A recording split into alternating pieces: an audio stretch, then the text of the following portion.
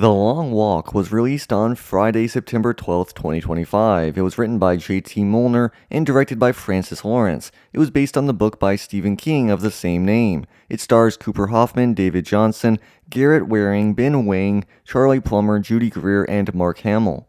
So far, the film has received positive reception from both critics and audiences and is projected to make a decent haul at the box office. Many are pointing out a similarity with some of Lawrence's other works, most notably the Hunger Games films. This is a similar style of film, feeling like a young adult dystopia with a harder edge. With that brief context laid out, let's talk about the movie. Let's review The Long Walk. I want to start by giving my thoughts on Francis Lawrence as a director and my own experience with his work. So his directorial debut was Constantine, which I watched and I enjoy, even though it's a very flawed film and not a very strong adaptation of a really cool comic book series. You also have I Am Legend, which I remember watching a lot as a kid and I enjoyed that movie. But besides that, I don't really have a ton of experience with his filmography. Like I just mentioned before, there's been a lot of similarities between this film and The Hunger Games brought up, which of course makes him a very suitable director for this material, as he directed Catching Fire, Mockingjay 1 and 2, as well as the latest prequel films. And I know that in 2022, he was tapped to direct the Netflix adaptation of BioShock, which is one of my favorite video games of all time, and I was very excited to see that, though it seems like now they're going in a different direction. And throughout the film's runtime, you definitely feel like this is an extension of his work on The Hunger Games, but on a much smaller scale. With this much smaller scale being a result of the story being very centralized onto just this long walk on this one sort of location on this long road. And that is really what makes this such an interesting movie to watch, is that we get a core group of characters that we get to learn to care about through actions and through little interactions on the walk. There's a lot of showing and not telling, which I think is really smart filmmaking and makes it a lot more dramatic when these horrible, brutal deaths do happen. And they happen pretty frequently once they start. As for the performances of these characters, Cooper Hoffman gives a really solid performance as Raymond Garrity. He's the lead of the film, and I thought he did a really good job of showing both his vulnerability as well as his determination on this walk, and the fact that he's sort of growing as a character, and he's having this whole arc through his relationship with Peter McVries, played by David Johnson, obviously one of the stars of Alien Romulus. He's here in this film in a really solid role as Peter McVries, and he also does a very good job of showing an arc with his character that unfortunately has a kind of bitter end. Garrett Waring does a solid job as Billy Stebbins, though we don't really see into the heart of his character until he's well on the verge of death. I would say Charlie Plummer does a very good job as Gary Barkovich. You really feel his arc throughout the narrative. At first, he's this sort of jerk that thinks that he's just going to be able to embrace the dehumanizing nature of the long walk and be able to use it against everyone else, that he's going to be above the fray and be able to pick people off one by one through these planned sort of instigations of characters or whatever his plans were for everybody. And he does end up resulting in one character's death, but that clearly weighs on him, and the ghost of that character haunts him, and he knows that he's going to now have to deal with the guilt of this and the grief of this for the rest of his life, and he just cannot continue walking, and this ultimately leads to his suicide. And I thought this was really great characterization because we really don't like him as a character early on, but it's so obvious that as things go on and he starts to realize, oh, they're starting to realize that I'm a bad person, and I am a bad person because I feel guilt, and I didn't want to do this, and I'm not this type of person. I want to be able to have this ability to be a good person, and it's all sort of washing away because he had accepted and fallen into the normalcy of something so horrifying, and that sort of banality of this event, the fact that it happens every year, that everyone's desperate to go and do it, the fact that everyone accepts the fact that they're probably going to die in this sort of desperate attempt to get money. It starts to weigh down on him, and I thought this was a really good arc to show the actual brutality of this system and the long walk in general. And it's great. He's a great character, even though we don't get too much of him, and he is kind of a jerk for most of the runtime. But I think he did a really good performance, and he really gave a humanity to a type of character that really needed it to sell the narrative. So great job by Charlie Plummer. And I think his performance, his character, really helps to sell what makes this such a horrifying prospect. This movie, this concept is so horrifying, and I think that this is one of the things that really helps nail that point in. I'll say the rest of the cast did a pretty good job as well. Ben Wang as Hank Olson did a good job. Joshua Ojek did an okay job as well. Mark Hamill, I thought, did a really great job. He gives a really good performance in this, and he's not even necessarily known as like this great actor. Obviously, he's an excellent voice actor, but as an actual actor, I thought this was a really solid performance from him. Judy Greer plays a small but essential role in really selling the emotional brutality and barbarity of this system.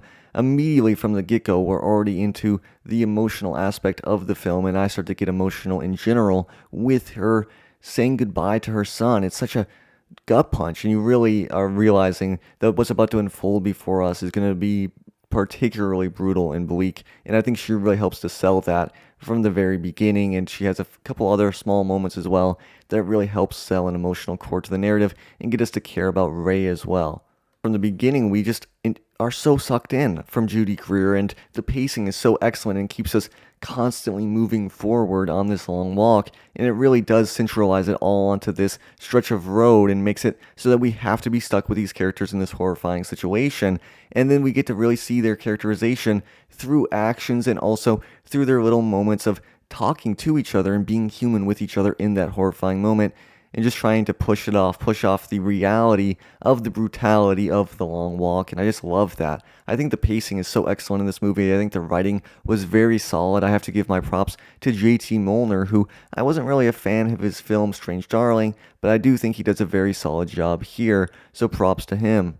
I think what makes this so well executed is the way that they handle the characterization. You have it through showing, not telling. They have to do these small little actions throughout. They have to help each other. They have to choose to try and instigate people to get them to fall off and die. And the way that they react to each death, the way that the sort of brutality of it all brings them closer together, it's really horrifying, but also that's what makes it so emotionally charged and makes you care about these characters in such a strong way. I think that early on in the film, when they're talking about the pigs that are watching, right, on the side of the road, and this sort of anger and frustration, and obviously, yeah, you would be very frustrated if you saw that, but Peter brings up a great point that really nails home one of the most horrifying aspects of this narrative, and that's the fact of social conditioning sort of reworking and rewiring humans' brains into accepting the most horrifying and brutal practices possible. And that's what we see on the long walk. We have these people, obviously everyone that's walking there was sort of conditioned into believing this was normal. Every boy, they say, every young man, they all sort of sign up for the long walk in this sort of desperate attempt to get rich because there's no other alternative that actually makes any sense in this economically deprived post-war American landscape. And the fact that they use the long walk as a sort of economic stimulus to sort of inspire the people, it's such a horrifying prospect.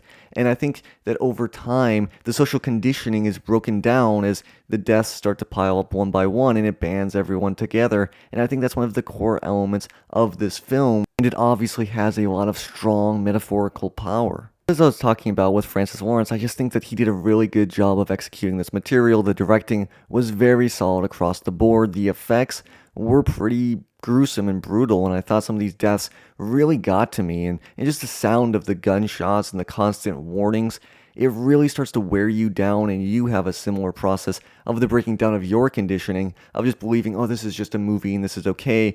And I think you really do get to an emotional moment. You get to this emotional core that really starts to kind of break you down too as a human being, as a viewer. And the audience is sort of going on a similar pathway as these characters as you kind of band together and you see the horrifying nature of this long walk. And I think that's the true horror of the movie, but also the true beauty is you do have these moments of connection, of human love between people that I think sort of transcends the horrifying nature of the moment they're in at the same time. So there's a lot going on here, both in a horrifying way, but also in a beautiful, emotionally charged way that it sort of fuses together to make this awesome movie.